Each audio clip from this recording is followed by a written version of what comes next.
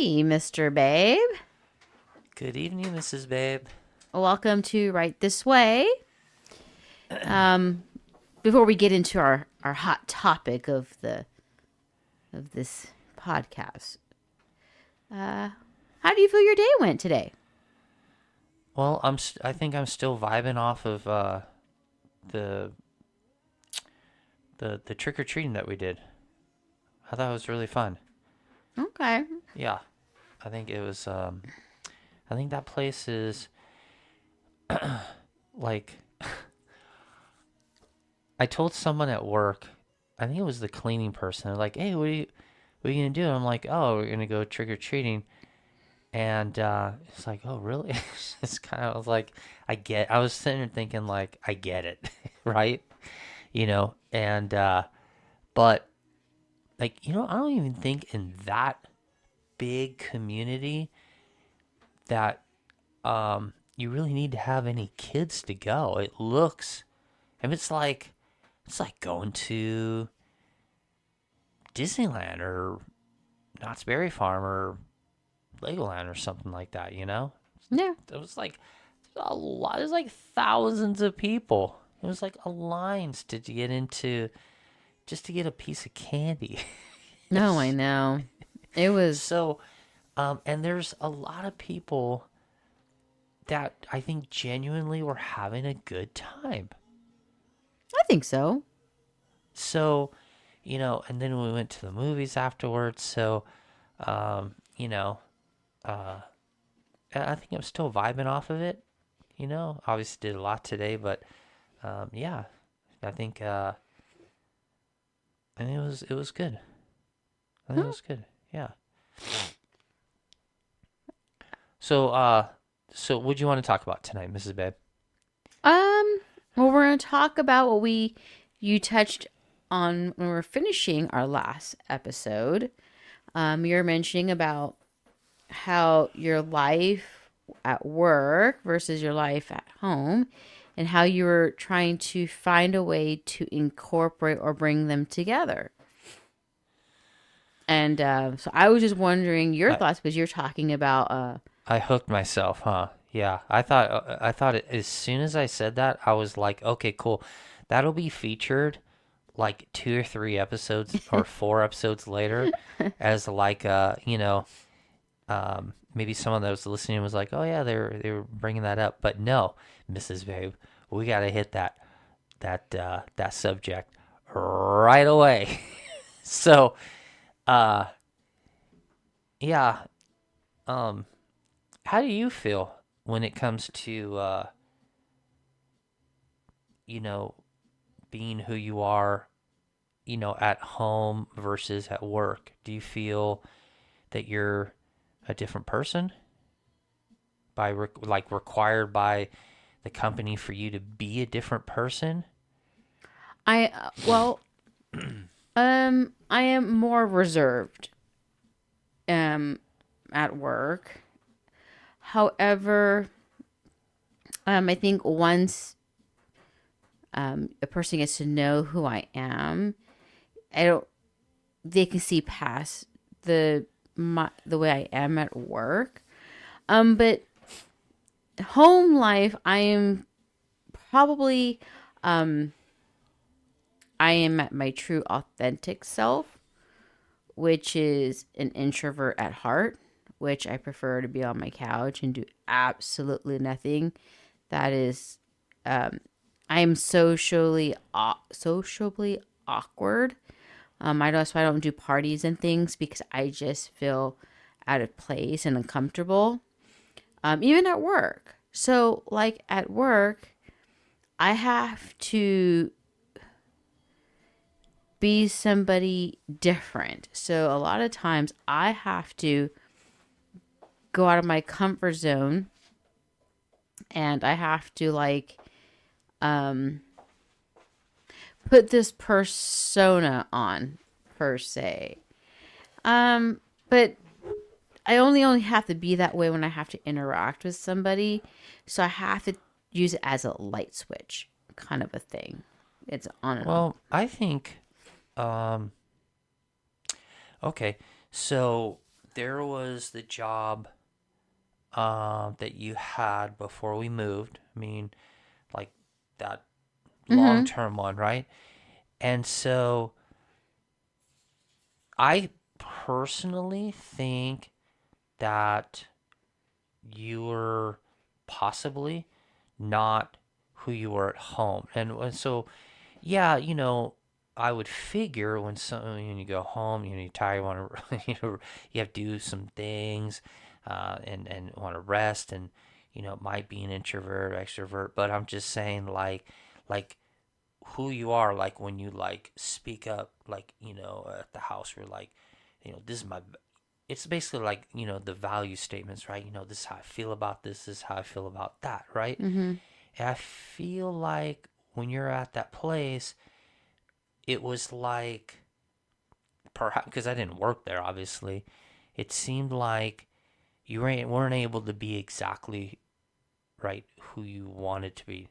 Not necessarily based off of a position or anything. Whereas right now, I feel like you're able to be who you are. Like when you're at home and you have like, this is how I feel about something, you are able to say that same exact thing at work. And I can't tell you so well, because you don't care, and maybe because we matured a little more. Whatever the reason is just I'm saying that I believe that you're kind of like who you are here is who you are. Now you have to dial some things back, right, for the sake of the greater good, right? You're not gonna tell every last thing, but I'm saying generally speaking, it seems like you're able to kind of, right, like maybe be who you are and still, and when customers call or come in, you are still somewhat able to be that type of person. It seems like it. Um, well, it may seem that way because I'm a very polite person. So, um, going to work and interacting with many people, it's not about being my authentic. Well, I guess you can say that I am being my, because I am not a rude person. I'm a very polite person, and in my life, you know, what do they say? Um, is what what you give is what you get back, kind of a thing. And so my way of looking at work life, and I taught this to the children as well. I've spoke on this with the children is when you give kindness or you give respect to people, you always get it back. Now, there is going to be that few of like 2% that you'll meet in your life that are just for real like dirt bags. And they're not going to care how polite and kind you are. They're just miserable pricks. And they'll go out of their way to make your day miserable and awful. But that's like a 2%. So when I'm at work, I am a proper person. I am a kind person. I am a kind person at home and in my authentic life. And I'm a polite person. At work, they all call me mother. Majority of all of them call me mother because by nature, I'm very motherly. I guess it's just certain things I do. I guess they say that I take care. I'm very, play that role. Well, I guess because I take my being at home, I'm a mom, and that's like a role that I'm very proud of. I love my family and I do nurture that and take care of that. But um, if I was my true authentic self at work, I would have no You would have job. no job. I would have I no know. job Right. because one, I curse like a sailor. I have the biggest potty mouth to mankind. And I can be very unintelligent if I want it to be. And I call that my ghetto self.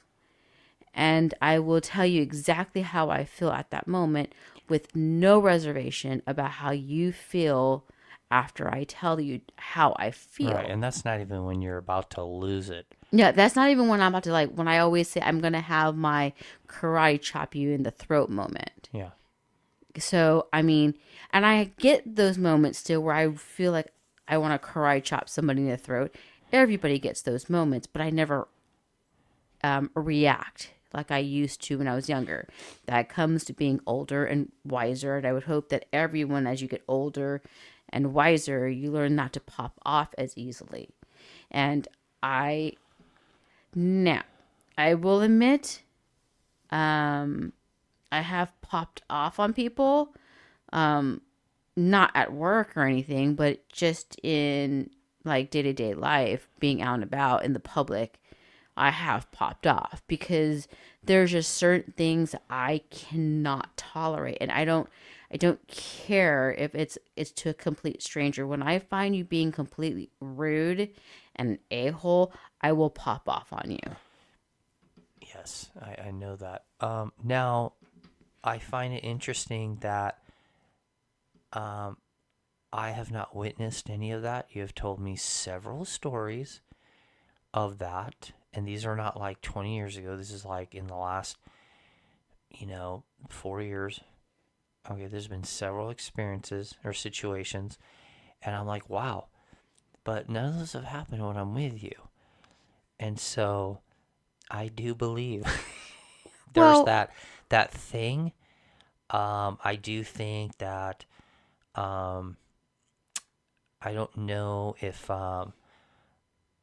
it has anything to do with me with you or with me from the other person that is doing the offending or something like that.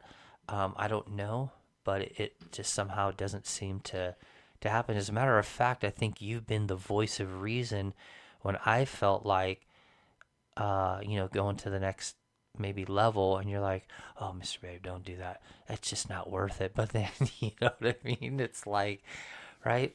well, okay, so the times, okay, I'm gonna give a prime example. Um, I'm gonna take it way back when we lived in our old house and we were having the bathrooms redone. We were having the kids' bathroom Oh, redone. I know exactly what you're going to say. This is Okay. how going to have to do with the paint Yes. and the guy's perspective on. So Okay, yeah. yeah, so the guy we were having one of our children's bathrooms redone because the house was very old, and so were having the bathrooms redone, and a guy came in and he painted the bathroom. Now, when I say he painted the fucking bathroom, oh yes, it was like he was 4 years old and he painted the bathroom. He painted the doorknob, he painted the hinges, he painted on top of the brand new wood shelves that were put into the bathroom. Like he went berserko. Well, it was all he painted the door, the baseboards, the uh like absolutely everything the same color. It wasn't white. It was like that blue color, right, for the wall. And he painted the entire thing blue, and it looked like it was unbelievable that that was like their go-to person. Yeah, and And so so, yeah, it was, I mean, when I say that your kid could have probably painted the bathroom better than this person did, oh, it's 1,000% true. absolutely, yeah. So when I confronted him, he spoke to me in a manner because I was a woman. And I had to remind him just because I was a woman, it didn't make me any less intelligent or know how to paint a bathroom. I grew up with my dad having so many varieties of jobs, one building homes for a living. Our dad was all about if I did it, you had to learn how to do it. It was a way of survival because that's what we grew up in. It was just survival, what you can do to survive. So when I was explaining to him, oh, and on top of it, he never primed the walls. because if most people don't know this, if you have a bathroom or any type of area that's going to be surrounded by steam or water, you can get mold. So you really have to make sure you prime that wall. He didn't do that. He just slapped paint on as if like I don't even know. So Well, when he I was just going for the paycheck or something. It was yeah, really so ridiculous. when I asked him, "Did you prime the wall?" He's like, "No, you don't need to." Oh, And oh, because he said it had primer in the paint, correct, right? he Yeah, said there yeah, was yeah. primer in the paint. And I say, "You still need to prime the wall for this reason, this." And he looked at me like, "Oh my God, this lady's gonna make me do all this work." I don't. He literally did the job in one day. That was what the other killer part was. He used no tape, painting tape. He did no sanding, nothing. And it pissed me off because the bathroom was pretty much done and it was really pretty until he It painted. just absolutely ruined it. And I think we were just kind of like, oh, okay, okay, and just kind of like brushed him away. And we were like, that dude is never coming back in here. And then, of course, we Yes, were able to get the other we gentleman got and the other gentleman. absolutely It did was redid night and day. everything. And it was, And he agreed with me. When he came in, yeah. I explained to him how I felt, and he's like, "You're right." And I'm like, "No fucking shit, dude. I know I'm right." And that's the problem I think I have is one, and not to turn this into like a thing, but it's actually very common when you're a woman, certain people talk to you in a certain manner, and I'm a brown woman. Let's put it very on perspective. And so people talk to me in a certain way. And so I think sometimes people talk to women, not everybody, some people talk to women as if they don't know, like they're airheads. And I'm not an airhead. I'm a very intelligent person and I can hear you out and listen to your perspective on things. But I expect you, when you come at me with a certain degree of information or facts, that when I back up my statement, you hear me out as well and not Well, brush me off like yeah, I'm stupid. right. No, okay. So, but I think, right. So when that would be now that in that case, if you brought that home, that type of now that would be a difference between home and work, right? So if you're at work and like that type of thing happened between maybe a customer and you'd be like, right, like you'd clean it up, right, and show that you know what you're doing, right? And I'm like, oh no, yeah, yeah, I know, right? But at home, you're like, oh yeah, no, you're not gonna be able to talk to me that way, right? So it would be different, right? Because you're at work, like Well, when you have you're to at home, represent, right? well, when you're at home, you're in your comfort Yeah, of your own four walls or how many walls you have. I mean, you know what I'm saying? It's you're in your home. It's your safe haven. It's your split. It's your place where you know that you're safe. I am older now, so at this point in my life, I'm just at this place where I don't give a shit.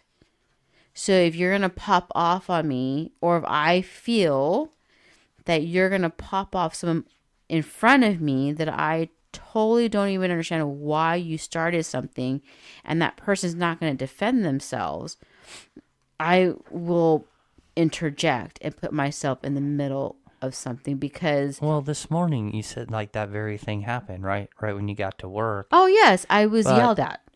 right, but yeah, so well, now we're not talking about being offended by your gender or Right. anything. We're just talking about real basic stuff, right? We're just talking about, you know, how, you know, if you're at home, right? Who you are at home when when you went to work this morning, right? And that person did that, right? You had to represent because of, you're getting paid by your boss, right? So you have to represent, but you were able to be yourself, right? You didn't have to be fake. Well, I was also um as I would say, tore up from the floor up because I was so tired. Yeah. And And that so, worked out. That worked out. yeah, she caught me off guard. That was good. That was really what it was. She caught me because I was still literally just trying to like wake up. And so when she began yelling at me like a crazy person, I did let her yell and get it off her chest. And then when I finally explained to her the truth of it all, then she went into this, well, it must be a scammer then. It was a really weird thing. And then after she got everything out she wanted, she hung up on me and never called back. Right. And that's fine. Do not call me back. It's totally cool. But she literally went out to ruin someone's day. Right. So for me, I think I don't know if it's changed or if maybe I didn't know, because I brought this up literally, I mean, years and years and years ago. And my goal was to be able to be who I am at who I felt like I was becoming, like growing, right? And even like before I met you, right? So I was starting to chisel out how I was, oh, this might work, like at work, right? This might work. But what I'm doing before work is working out, like to clear my mind and get me all like aesthetic, like feeling good about the rest of the day, right? Like surfing, right? Okay. So now at that time, it didn't really matter. To be really upfront, to be frank, I really wasn't looking at surf reports or whatnot. So I would show up at different beaches and it would be huge. And I had no clue it was going to be huge or it would be darn near flat. But I ended up going out, right? Like one way or the other, and got into some fairly gnarly situations, which is part of it. And mostly, if not always, like by myself, right? And my parents were like, "You're not going out there by yourself." I'm like, "No," because there's the regulars are out there, right? The people that are the regulars, right? Everyone's kind of, I don't say everyone's looking after everyone, but I believe, generally speaking, if you have like a local out there or a few, then they're going to know what's up, right? And they're gonna know how to handle a situation, right?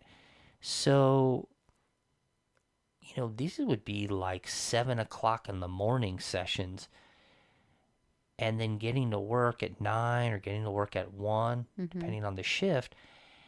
And yes, it was absolutely wiped out. Absolutely wiped out, but feeling good, right?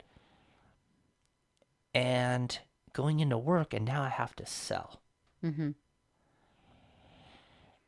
time after time, it's kind of like maybe how someone would be when they're high, right?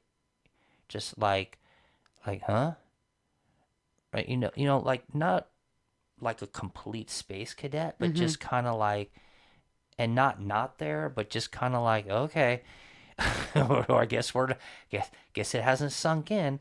I'd admit that that's how I even sometimes think that's how it is today, right?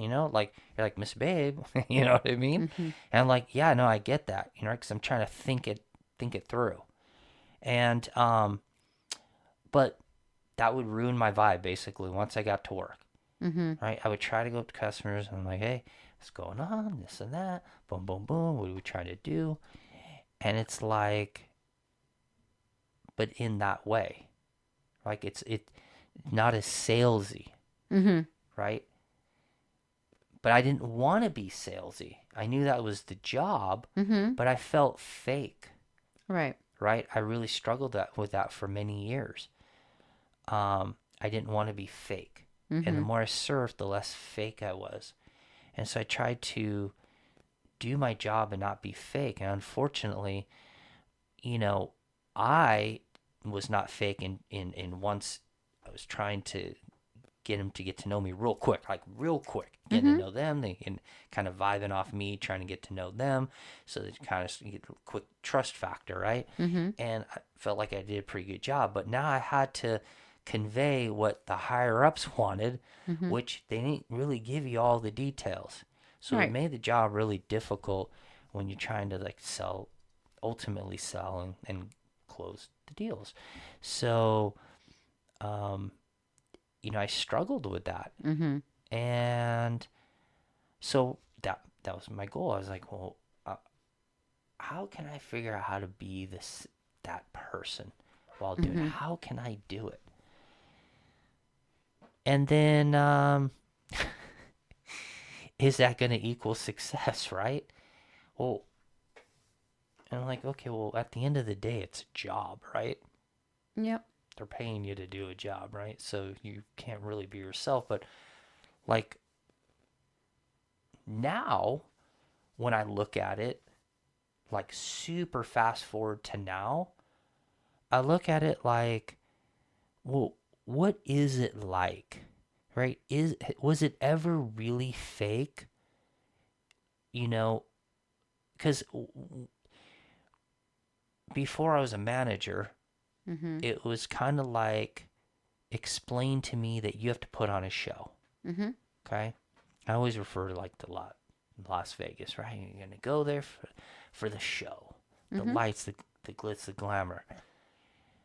And you have to show somebody the experience that it's like to go there because the world is a really tough and cruel place. Mm-hmm. And you have to give them something that is not real, Yes, you right? have to give them something to escape to. Like you have to become the commercial that the company spent. You have to become that. Mm-hmm. You have to be over the top. But well, so, and that's what I think a lot of people struggle to do when I hire them now. It's like, Mm-hmm. and now just thinking before this podcast, I even challenge myself to wonder if is that even really what it has been, because I'll say that, hey, because a lot, and I really mean that a lot of the people have really tough, like, family situation Mm-hmm. lifestyles, and you don't know it until you hire them, Mm-hmm. and then it's like, oh my gosh, Mm-hmm. right? So they cannot be that. They really cannot. They can be nice. They can be like, yes, I understand. Yes, I understand. Oh, okay, I got it. I got it. But they don't got it, right? They Mm-hmm. don't got it. And then it's like, oh my goodness. Okay, well, now we have to mold it around who they are now. Mm-hmm. And it's like 95% that's what you're going to hire now. There Yes. is no teaching them how to be fake. Well, I don't Eh, I don't know if it's teaching them how to be fake. I think um okay, so in this day and age, especially with the amount of um situations that a lot of people are going through, especially ones who are working, because let's all be very clear. Majority of people who are working are middle class workers who are just trying to get by day to day. They wake up every day, they go to work just to get that money, and then it's like the ever so bicycle wheel. It just keeps turning and turning and turning. And some people just do not see the light of day because it's just they're so deep in.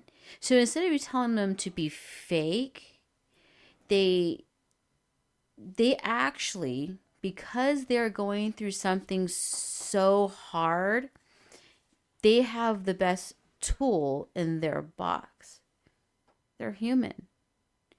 And most people, clients, customers, and anything that you sell to are looking for somebody who's very, very human, who is their authentic self, who can empathize with what they're going through.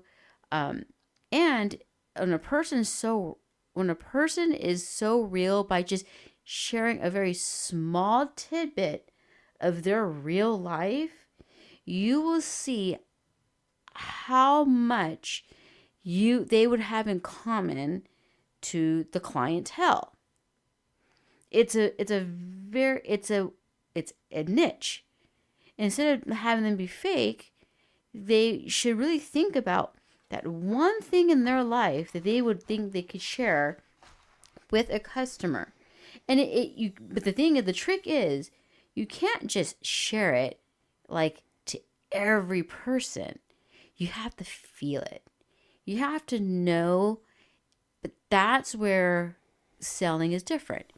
I feel in customer service today, it is not like customer service back in the day.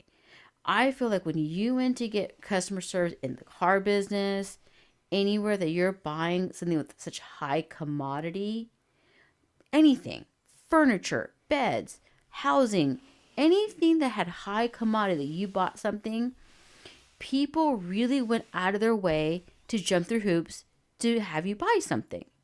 And they really wine and dined you, so you would buy it.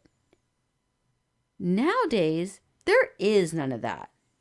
I think people are so like over it. Well, Mrs. Babe, okay, you brought up the furniture sales, right? Mm-hmm.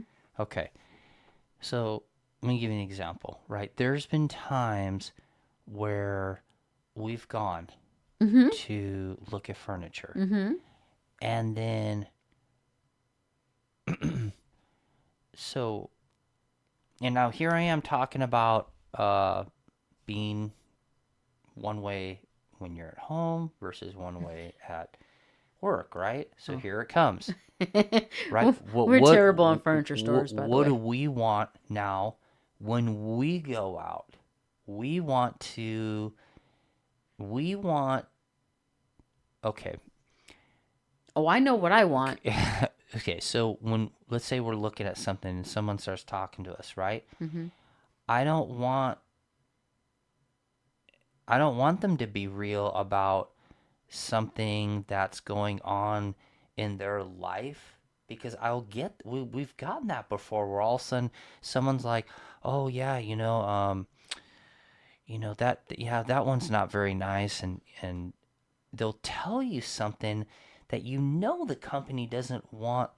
It's not like it's helping you. You can tell there's something else that's just off.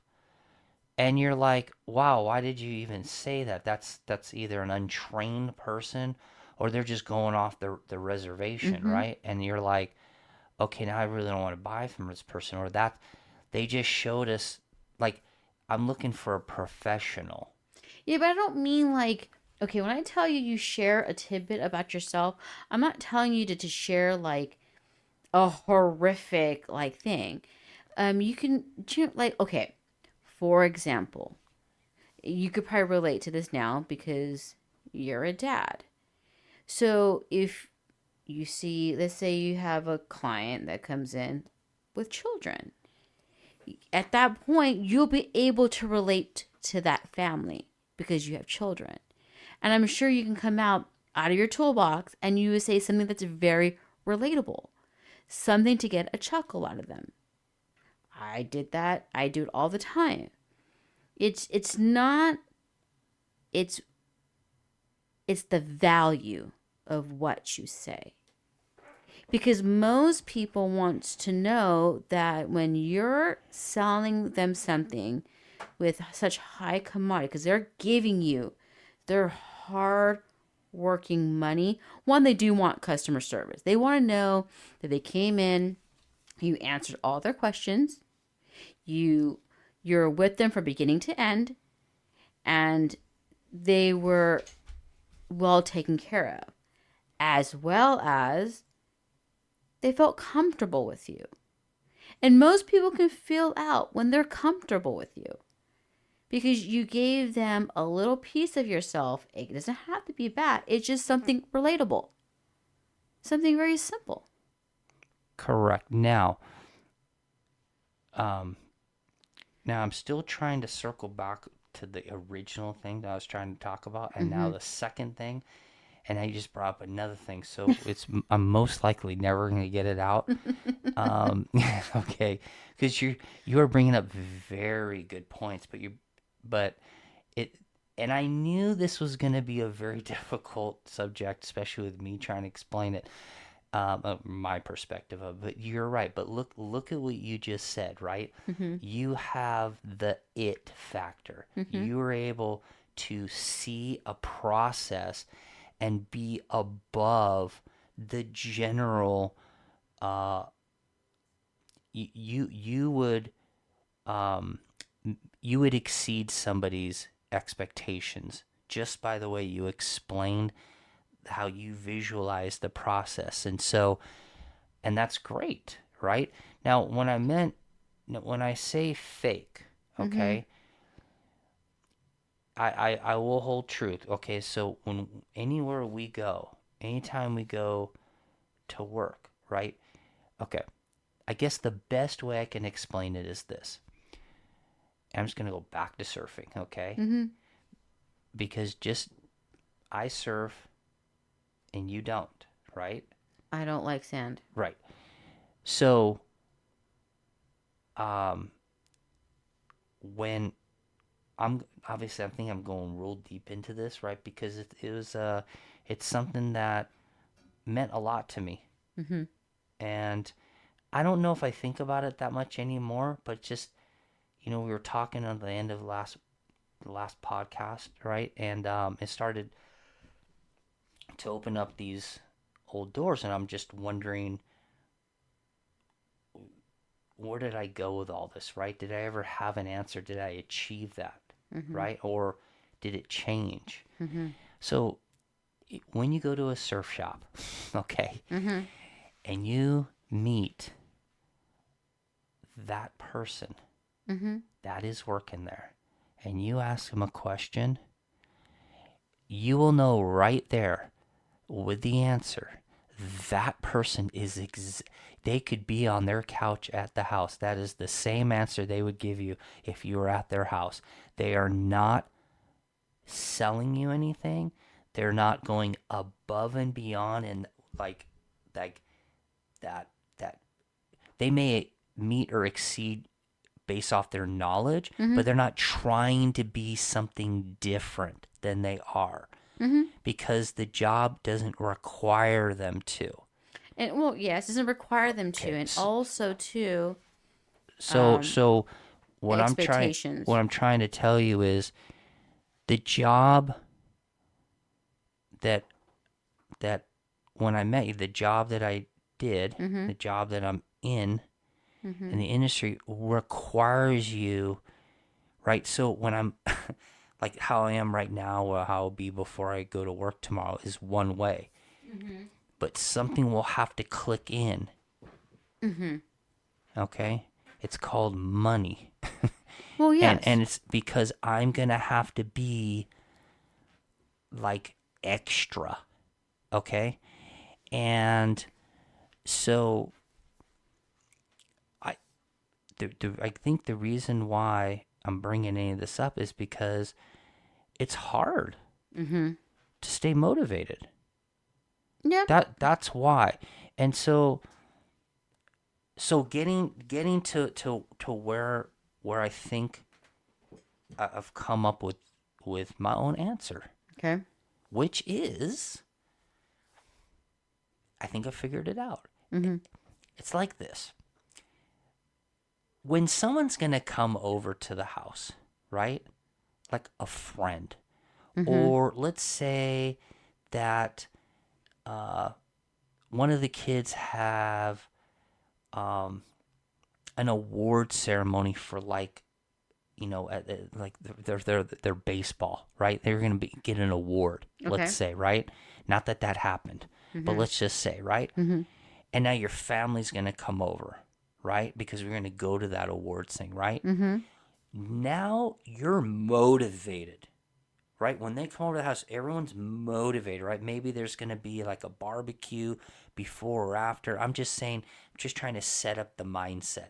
We're all going to elevate and raise our game plan because we're excited. Mm-hmm. It's just that simple. Well, it's also something very positive. So when you take that energy and you take it to, I guess that is going to be my example, because I'm trying to adjust how I teach new employees how to, like, not do their job, but how they have to, like, somehow you were able to raise your game from when you got out of high school to now. Something happened where you elevated your game through experience.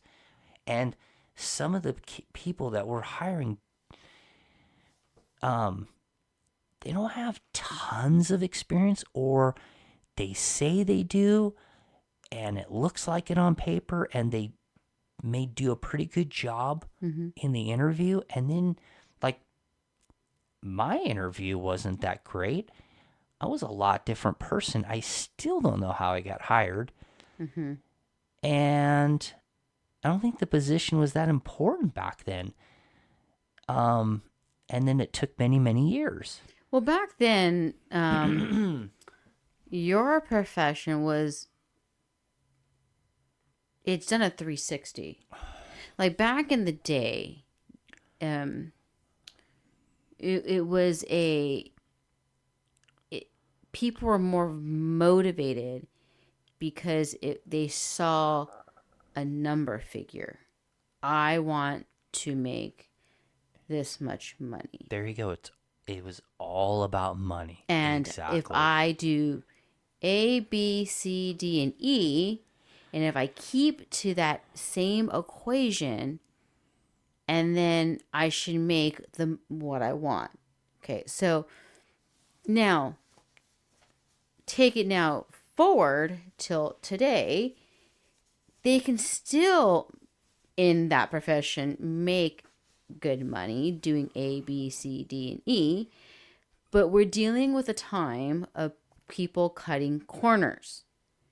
And so for me, how I have learned, it's more of a life perspective thing. Let's say if I was selling something, I would visualize myself selling it to me. How do I want to be treated? How do I want that person to explain something to me? What kind of deal will I get?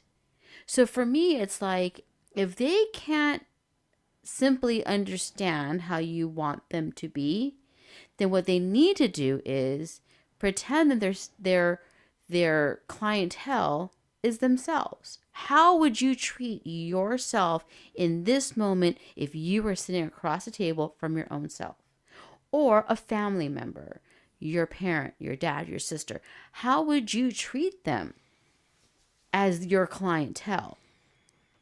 They will, one, tell you they'll be respectful, mindful. They will tell you all the great things that they will need to do.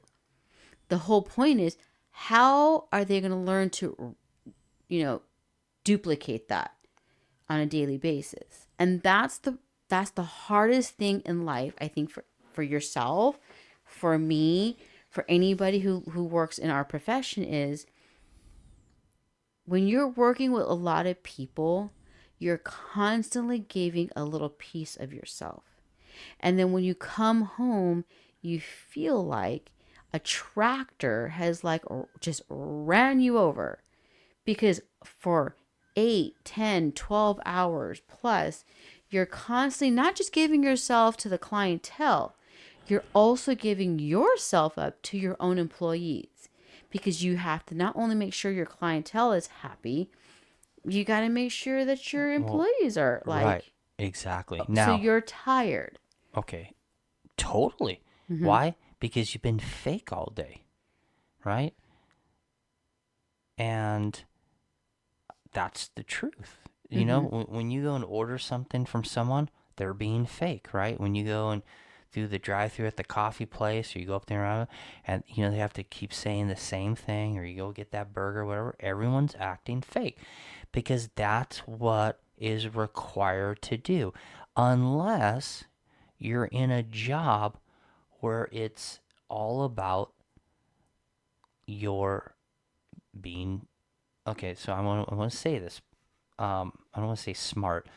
Um, Kind of like an engineer, right? An engineer is not a salesperson, right? They're they're gonna use their what they learned, Their and tools in their box. yeah, Mm-hmm. and they can be truly who they are when they come home.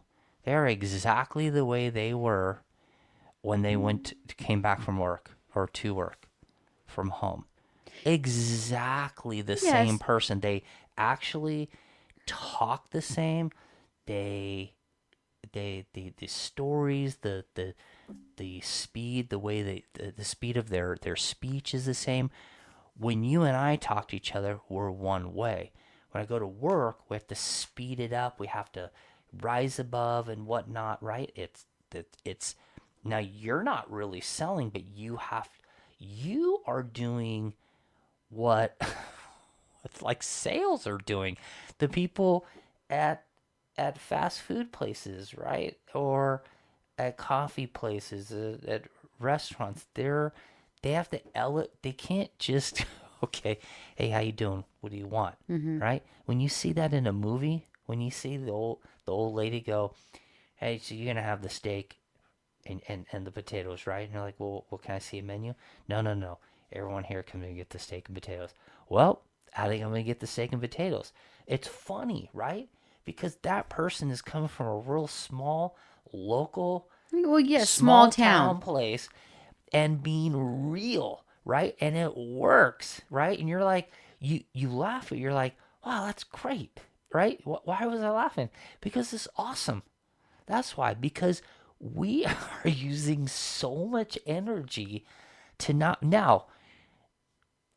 Yes, when you choose a sales profession, okay, sure. I mean, that's what you're choosing to do. What I'm saying is that it's as you're as long as I've been in the industry for, it's hard to maintain that enthusiasm, especially with the changing of, you know, you've got all the higher ups with their expectations. You have the economy doing its thing. What if it's good? There's high expectations. If it's bad, there's high expectations. That's just the way Well, it is. also too. So it's not only taxing, but you have to say to yourself, right? Like today when you came home, right? You pet the dog. You're like, were you a good girl? Right? Because you weren't here, right? And you don't know because you're looking at it like maybe something miraculous happened, right? Like I wonder what happened in Pandora's box with this dog, right? When the dog went outside, played a little bit, pooped, right? We're all excited about that and took 10 naps, right? But because we blew our minds out at work, taxing ourselves, we come back and we're wondering if something else happened. Well, I do the same thing, and it's crazy. well, it's funny because I was talking about dogs today at work, and someone doesn't have a dog, and so she was saying how dog people, even if they have children, they're always like talking and displaying the pictures of their dogs. And she couldn't understand the concept on why people did that. And I'm going to explain to you why. The reason people Why they do what? they constantly take pictures of their dogs. They treat their dogs in a certain type of way, even if they were a parent or a grandparent. They don't treat their kids or grandkids the same way as they treat their dogs. And this is why, as I'm going to explain it. When you come home every day, your dog, no matter how much you told your dog they were a bad boy, a bad girl, they run to that door, tail wagging, as if they have not seen you in 100 years, and they love you unconditionally with such loyalty with those eyes. And they just want you to love on them, and Yeah. it's the joy that they bring. Yeah. It's just that aphrodisiac that they naturally give you, so you gravitate to that. Yeah. Because you had such a hard day, Yeah. and you're like, fucking finally I'm home with Totally. my dogs Yeah. that love me, who just wants to be with me, and I don't have to be more than anything else but who I am at home, and they don't care. That's the truth. That's why people are so excited to see their dogs, because it's just, oh, you love me. Oh, yay, my day was so bad. I wanted to strangle someone today, but you're making me feel so much better. Yeah. Yeah. Amen. And by the way, I'm going to say this. Okay. And you say about like people like being fake at work, and they're just being like this fake person.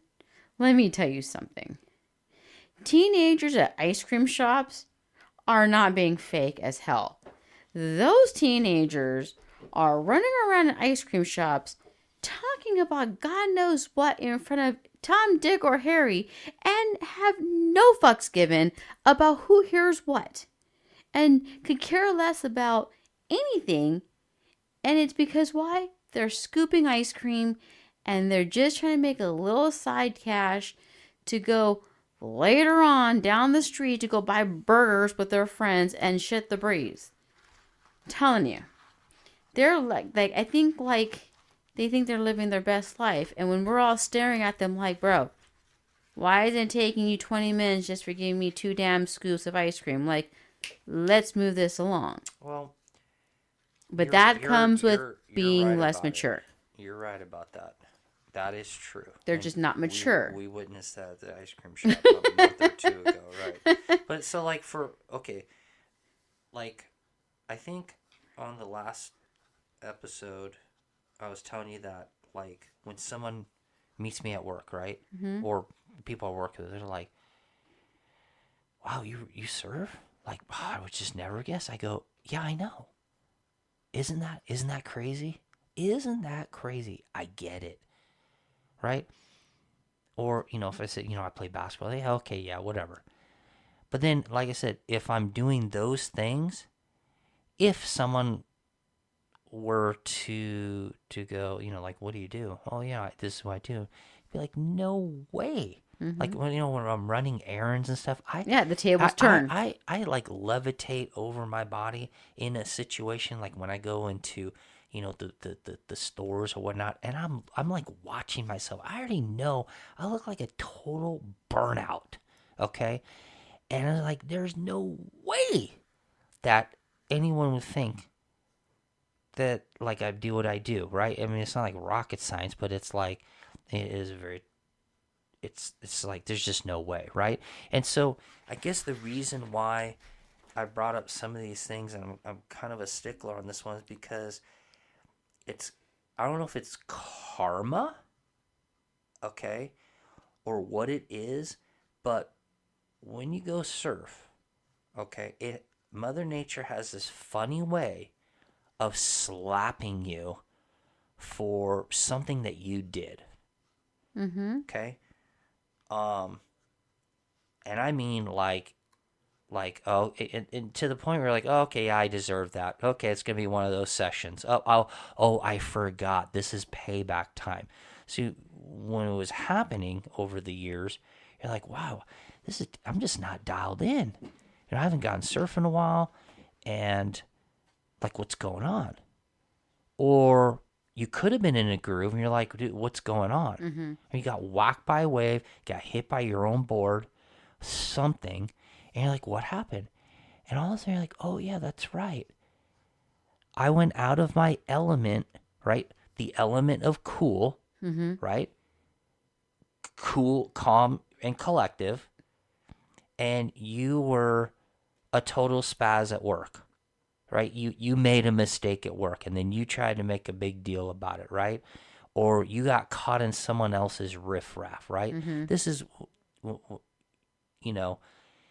even today, right? Getting caught in some riffraff, right? And then all of a sudden, just stuff that's just a waste of time, right? And so that's probably another reason why I've tried to, like, I want to be motivated without having to like force myself to be motivated. Yes, there's nothing wrong at work, right? Except everything, right? But and I'm very happy to have the job. It's just super taxing, super duper taxing, and I'm just um I don't know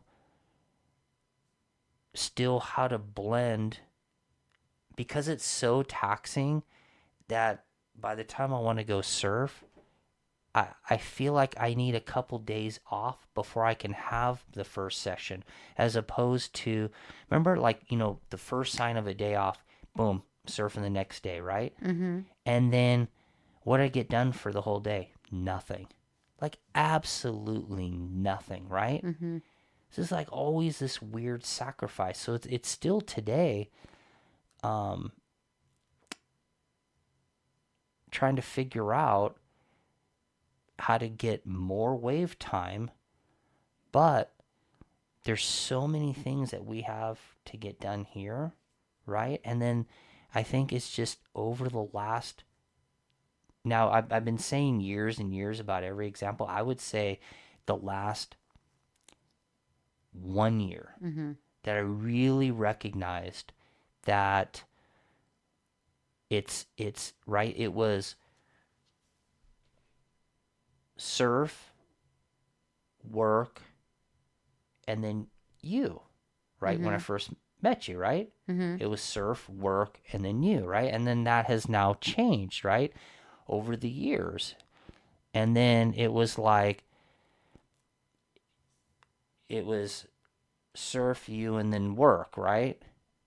And then it's like you, work, and then surf Mm-hmm. has become last. But again, they're, I say they're better sessions because I've had to put the mindset to say, this is what you're dealt with right here, Mm-hmm. right? So you have to make it a good session. Mm-hmm. You have to appreciate it more, right? So, um, I actually appreciate what you were saying about um, people having to give a part of themselves and be a little on the human side when they're, um, talking to customers, right? So that, to help with that common ground and stuff, right? It's vulnerability. It's being Yeah. vulnerable when Right. Thank you. Exactly. When I think about that whole like example of like it's a Vegas show, it's a this and that. There's no vulnerability in there. That's a it's just it's just a visual, right? mm-hmm. Like you're the host of that big show that doesn't exist, right? And you're like, Correct. "Come on in, folks, this and that, this and that." Well, that's the true definition of fake. I mean, that is absolutely fake.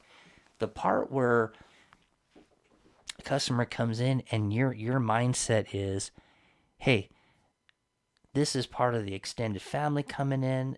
We're going to go and have a barbecue, and we got some more family coming over." And to be motivated, like, "Hey, I'm really glad you're here. We bet you didn't think you were going to buy this when you came in today. Let's," like, what? Like, what? Like, yeah, Mm-hmm. come on, let me show. Just like when someone comes to your house and you're like, "Hey, can I get you a drink?" "No, that's okay." "But I bet you didn't think you were going to have this drink. Let me just pour it for you anyways." And they're like, "Okay." Or an item of food or something, right? Mm-hmm. You really just sold them something at your own house. They go, "No, no, I just say," "Oh my gosh, I never make this." And when you here, have one. "Oh my gosh." Mm-hmm. Oh, right? It's one of those things. That's the magic of what? Selling? No, of just motivation. So it's really what is it that motivates you besides money? Because it can't be that. It can't continue to be that. When you're talking about the wheel turning, okay, you're talking about the middle class, you're talking about the wheel turning. The motivation is everything. It isn't the money. The money, we already know that's a whole nother.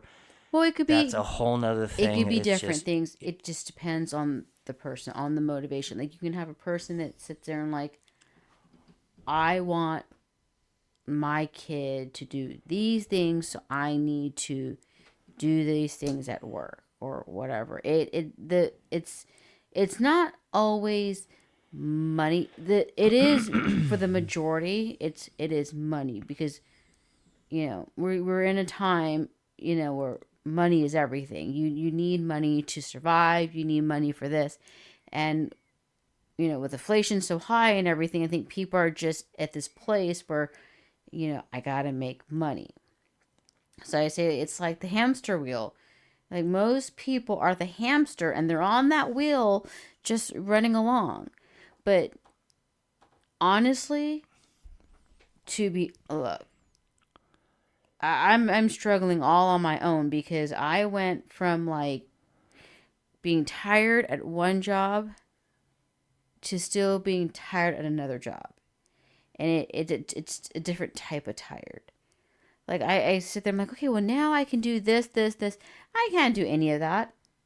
It's just... You're not wrong. But the difference is you look different. The tire that you have right now, you look normal. The other tire, it didn't look right. It looked like something was really wrong.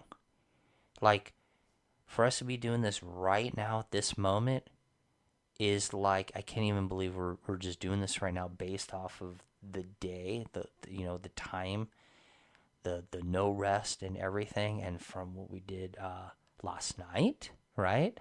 And so it's totally different. If you had that other job, it would be worry time right now.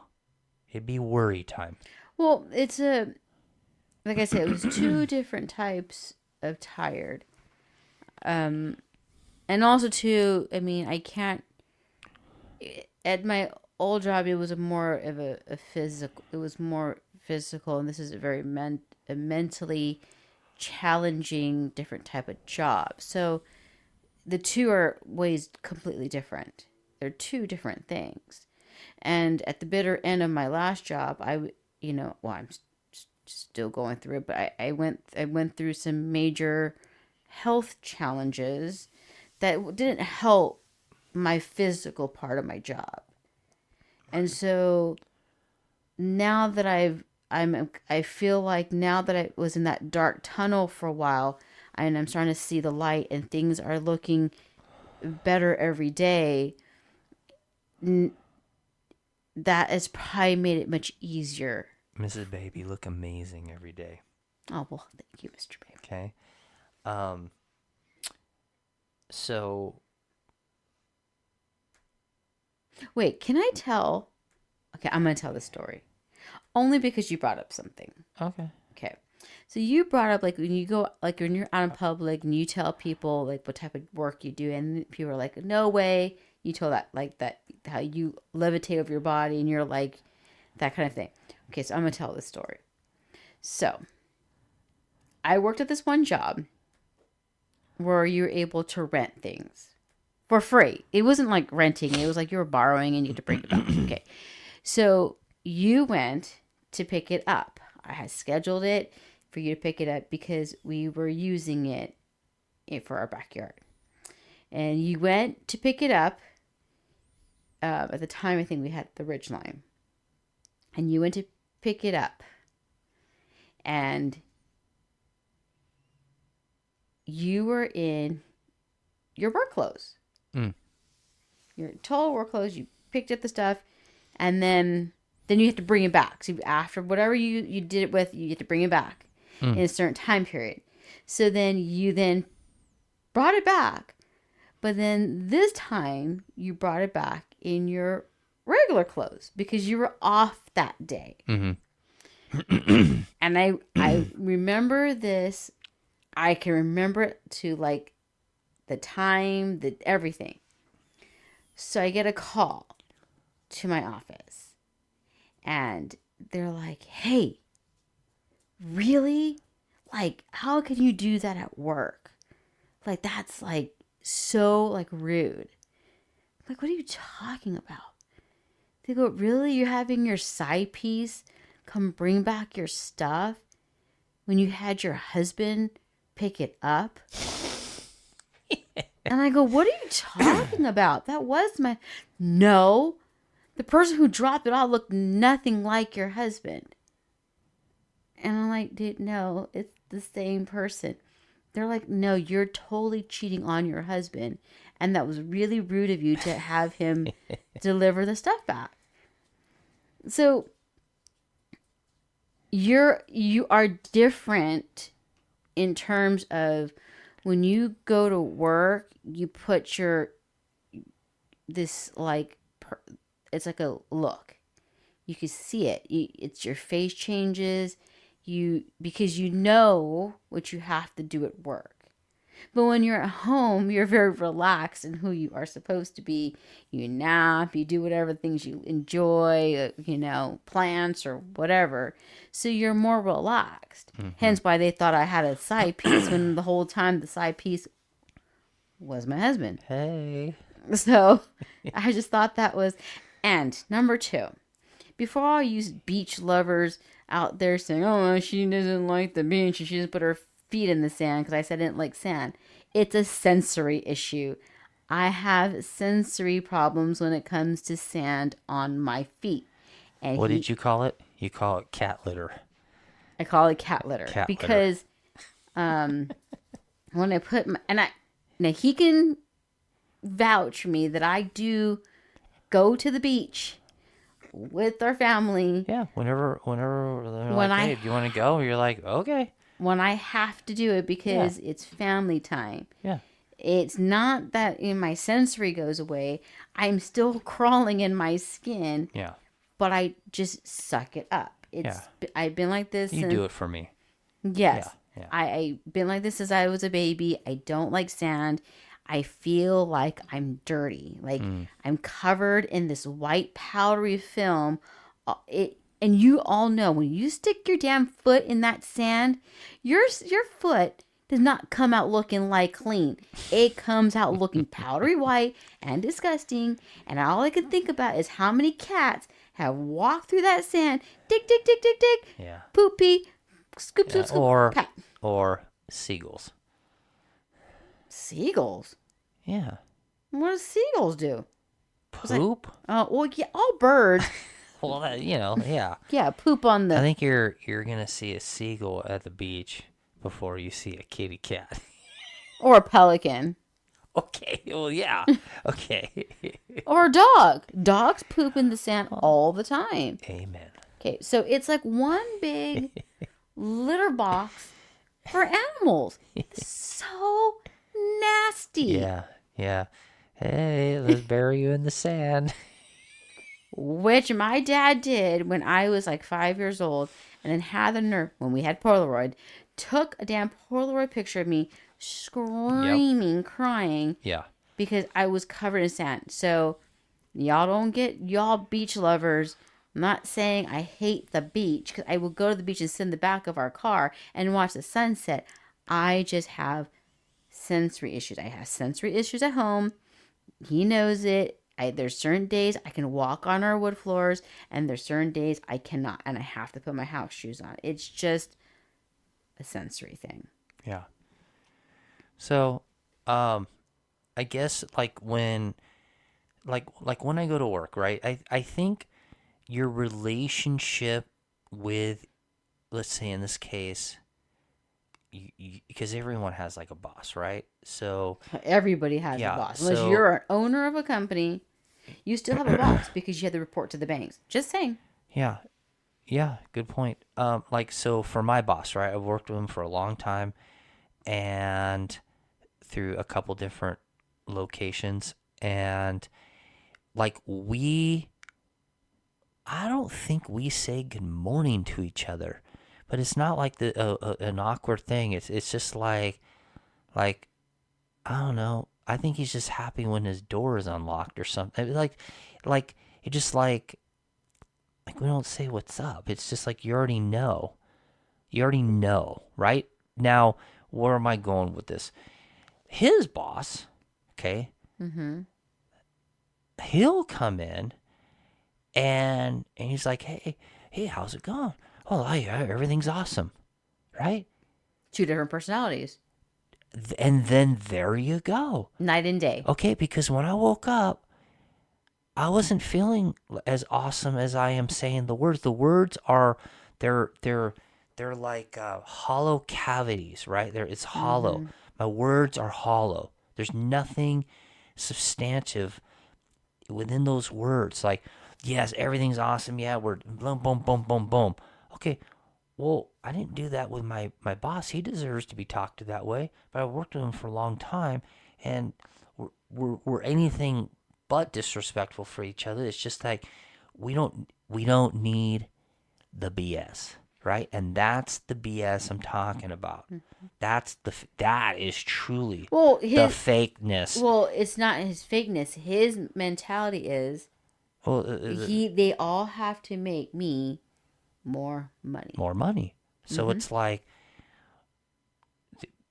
so so He's the I puppet gotta master. find I gotta constantly we constantly have to find our own.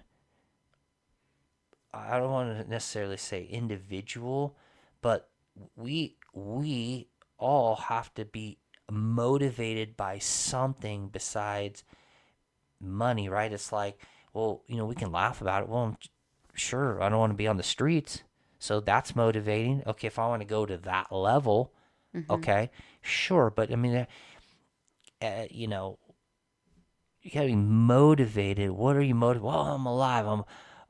When I go up to someone like, hey, how you doing? Well, any day I'm above ground is a good day. Okay, I'm not gonna talk to you for a long time if that's the answer you're gonna give me.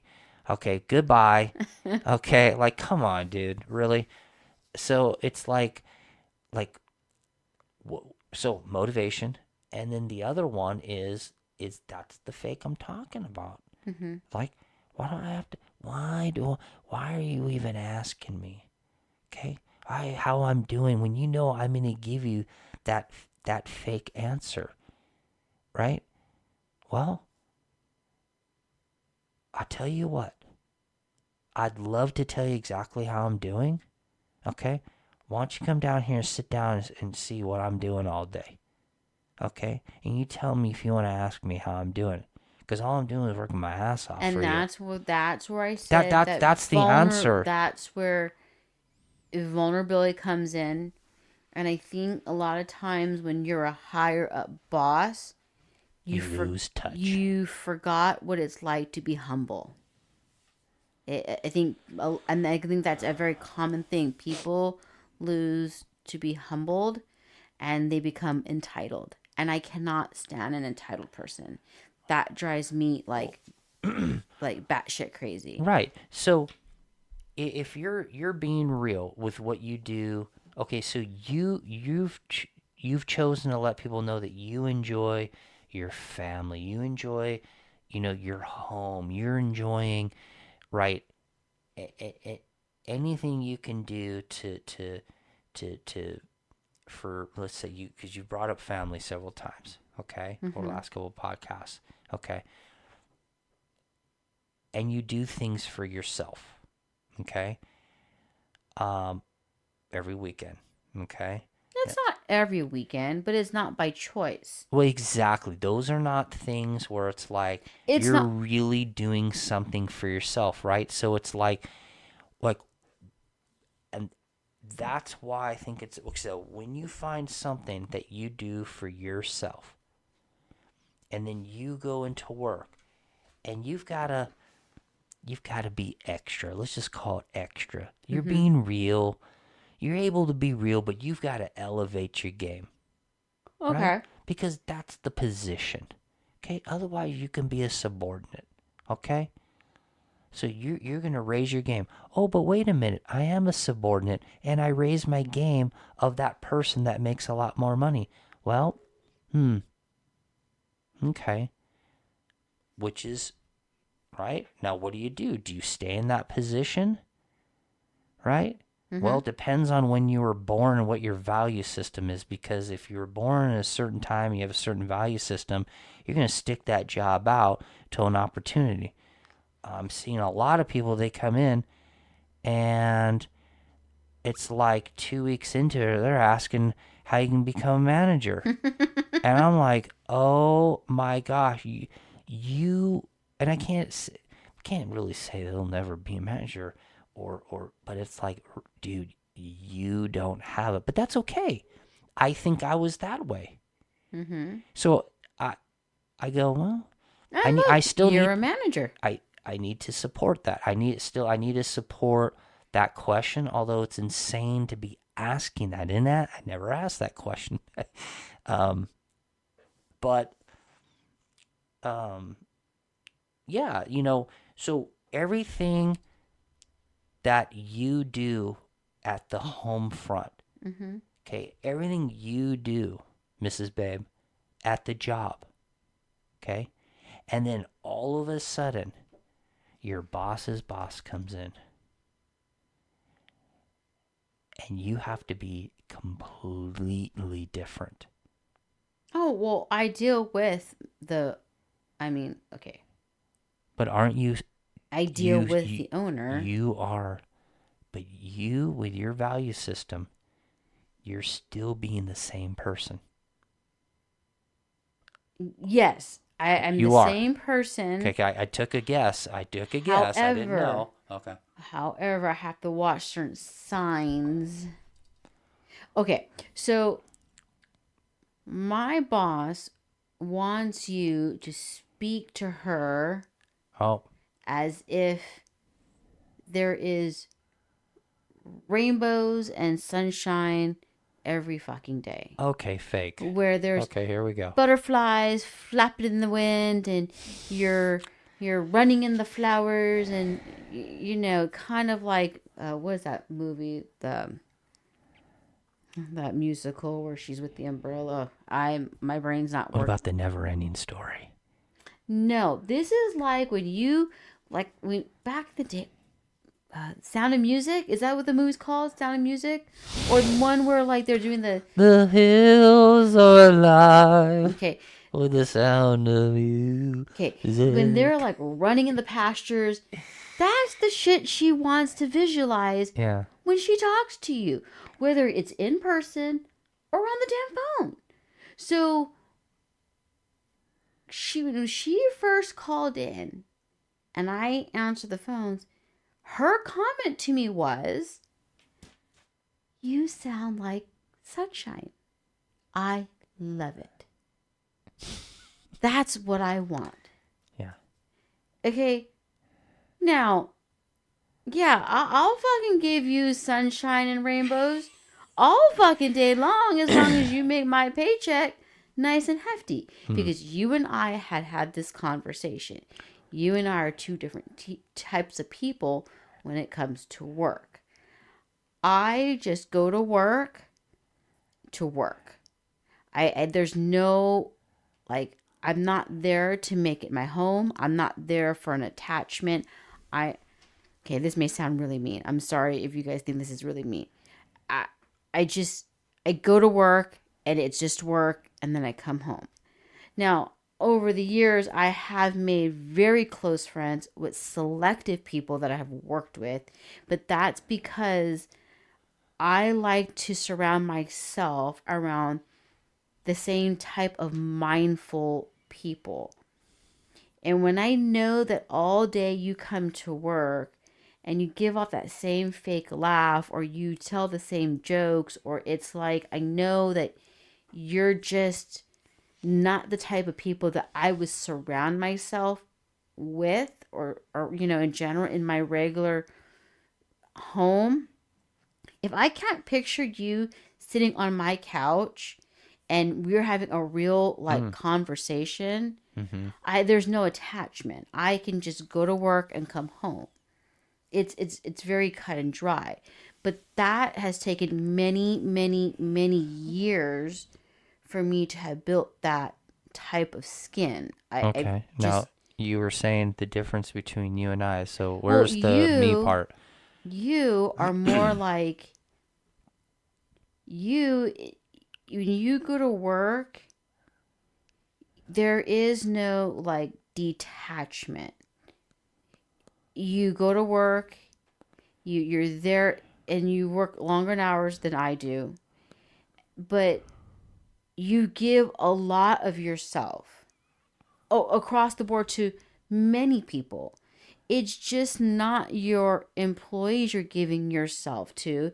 You're giving yourself to clientele and like other people that come into the building and that do things for the building. You're always constantly giving your piece of yourself. So when you come home, you are still in that mode. It's a very hard thing for you to shut off. I've that is very interesting. You said the detachment thing because that has been one of the things that I've had to learn how to do. Um, like literally learn because once I was done with someone, right? Even just as the sales person, I learned ultimately that detaching yourself from someone really ultimately did not help. Although it could have been months and months of detachment to finally find that out throughout time, Mm-hmm. right? And then that that detachment now there's no room for it. It can't happen. It falls basically on my lap. And if I feel like I'm, like basically if I'm pissed off at someone and I'm like, I'm done with you, right? Without saying those words, like, are you kidding me? This person's like whack, right? Mm-hmm. Like, dude, I don't want anything to do with this person. It's like just dead to me, Mm-hmm. right? It's like, okay, well, let me go, let me go for a little walk, okay, and like, I don't know, maybe we'll pick this up the next day or an hour, or there's have something. Hey, you know what? Come here, check this out. I thought about what you were talking about. Mm-hmm. Maybe you're right. Mm-hmm. You know what I mean? Mm-hmm. Yeah, I think you're right, or whatever it is, right? Because I make mistakes all the time, Mm-hmm. and I think the biggest mistake is just because you're a manager, just because say that you're right, Oh even yes. if you are right, you didn't get it across to them for them to know that, Mm-hmm. which could also fall in your lap. So if they don't know that, or you didn't convey it in a proper way based off of an amount of time or Mm-hmm. just Being that communication. action, Mm-hmm. yeah, then you know what? We I need to work on that. Yeah, Mm-hmm. you know what? I probably should have told you that. That's a hot point for me. I'm gonna go. That's my bad. You know what? Or you know what I mean? A lot of times, just kind of let it. It just kind of dissipates itself Mm-hmm. because so many people, not just today. I'm just talking about as long as I've been in a workforce. People are waiting to react in the wrong way. Yes. Okay, all everyone's ready to for an entire business to do is to react the wrong way, so it will go the wrong way and Lawsuit. implode. Mm-hmm. Okay, and so uh because when someone is being challenged, whether they're right or wrong, and being accused of being wrong, they're ready to defend it, and the words Mm-hmm. are gonna be the thing that it won't help. It's gonna be sometimes for me the silence. Like, I don't want to talk about it, right? Mm-hmm. I don't want to talk about it, right? I need to move on. I don't want to talk about it because I was taught that it's not even about the details. It's about getting through the problem. And I was, if I even went and attempted to go up to the sales manager and start like opening up what the thing and trying to prove like right away, all it was going to do is piss everybody off. Mm-hmm. All it was is what are they going to remember the most? Mm-hmm. Are they going to remember that you were kept going after them trying to prove a point? Or are they going to remember that you just brushed it off your shoulders and moved on and made another sale? Mm-hmm. Right? Now, it's a little different today, okay? Because you can't be that mean unless you've known that employee long enough where you can, I don't want to say cross a line, but you can communicate with them because they've been part of your team for a while. Mm-hmm. So you can like express your disappointment, and then they know, oh, you know what, it's time to back off. Let's just, I don't want to talk about it. You know what I mean? That was BS. That was whatever. I want to talk about it. Just I got to get this other thing going. I've gotten too busy. Now because I'm busy, it lets me work it out. Mm-hmm. And then 20 minutes later, I go down there and go, you know what? Whatever. Mm-hmm. Like, whatever, right? That employee is, yeah, whatever. The other employee is like, okay, let me make sure I get all the P's and Q's so we don't have a fucking lawsuit. You know what I mean? It's like, okay, let's make sure they're all comfortable and didn't feel bad. Okay. Let's tiptoe around everything, right? So, and where I'm going with this is that, right, your motivation when you go to work is different and it clashes with other people's motivation. They are not at the same level as you are. And I don't mean position always. I just mean level, right? You have people that are at your job that are not at the same level as you. They may be a smidgen or a notch up above you. But it doesn't mean that they're more talented and doesn't mean that they know how to react to situations like you do. And you already know that, right? So you're colliding different people's motivations all the time with each other throughout one day, right? Or it finally meets itself, through day in and day out, and then finally, like, a problem happens and you're like, oh boy, it's with this person. Here we go. Oh, Lord have mercy. Right? And that's where,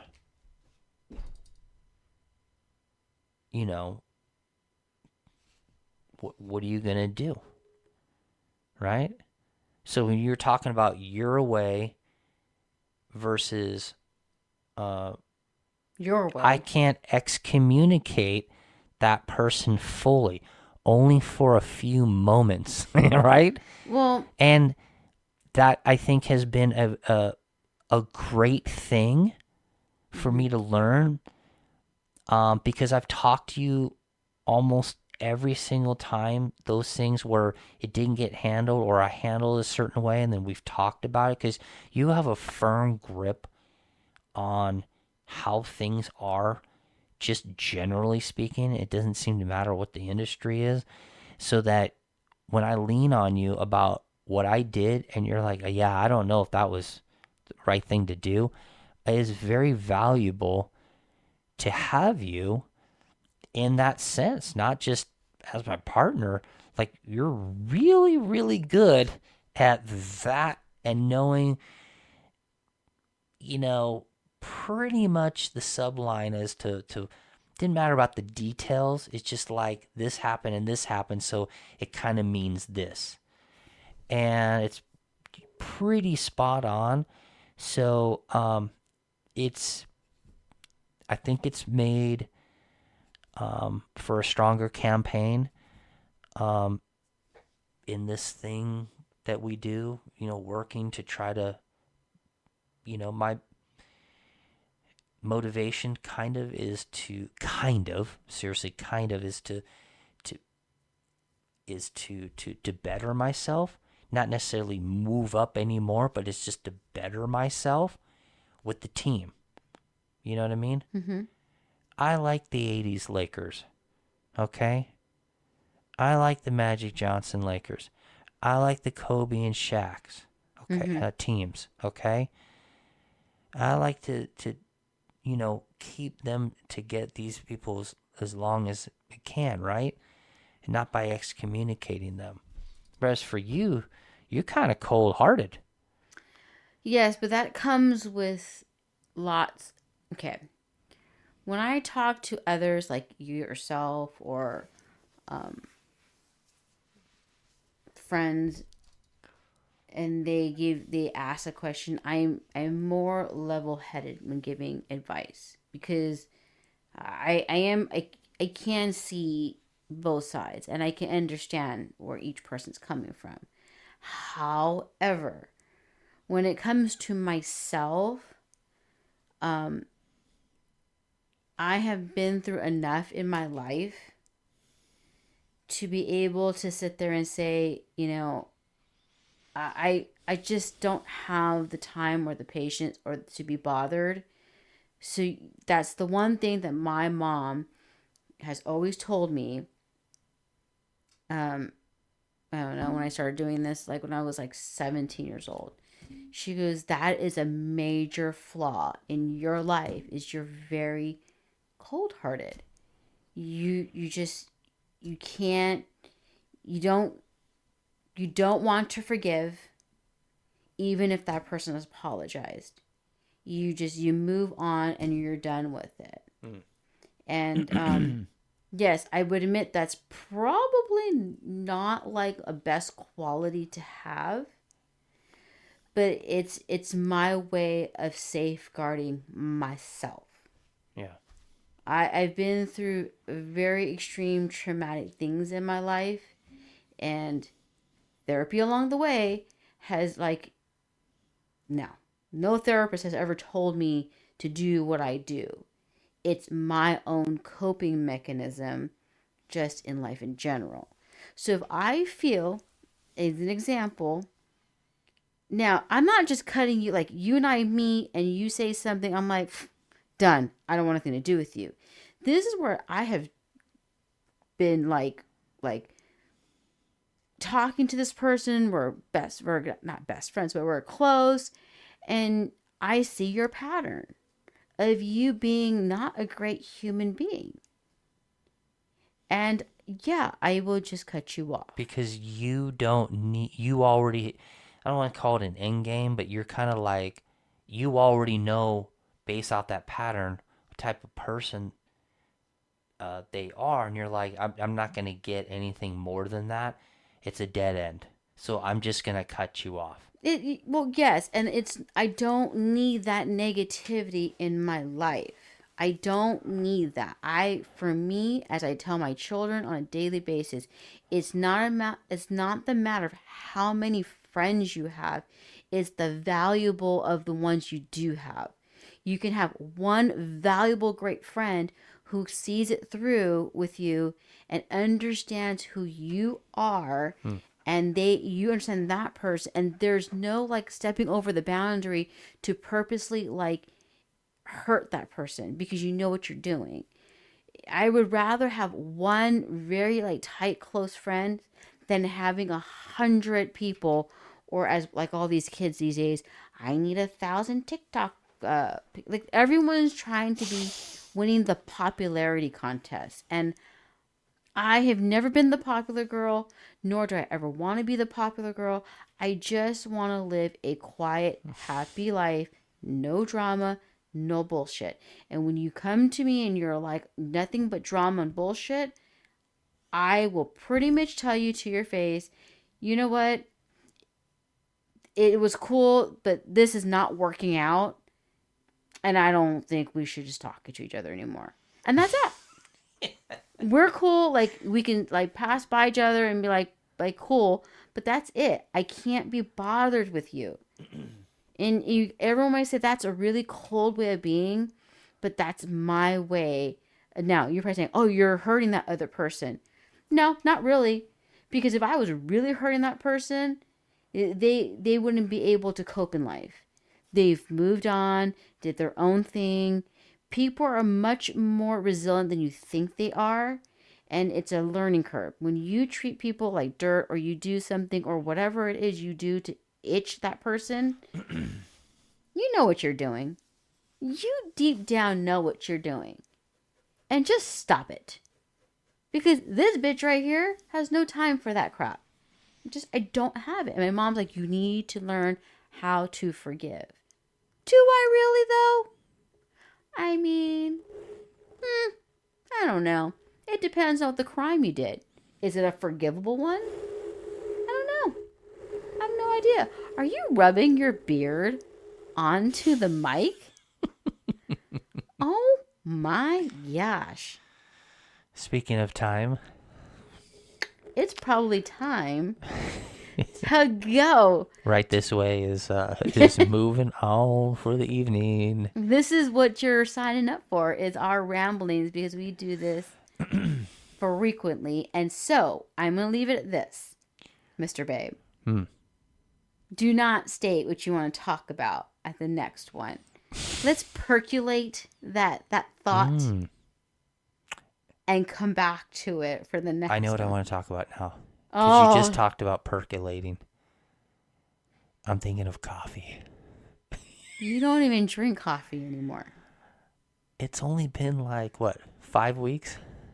Yeah. And you're still thinking about coffee. Isn't that something?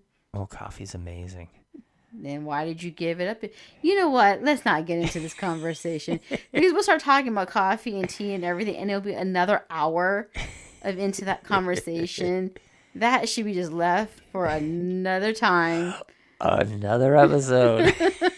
And not the next one, right? Not the next one, because we'll have to think about what it is. But I'm sure it'll be something interesting. All right. Cool. All right. All right. Had a good time. We have to come up with an ending. I was about to say ending intro, but that's not correct. How to close out. Mrs. Babe. How to close out. That just didn't sound right. No, to close out the podcast. Dude, I am working on like 2 brain cells right now of barely getting any sleep. So like my brain's not working very well. I love both of those. All right, we're out. Peace.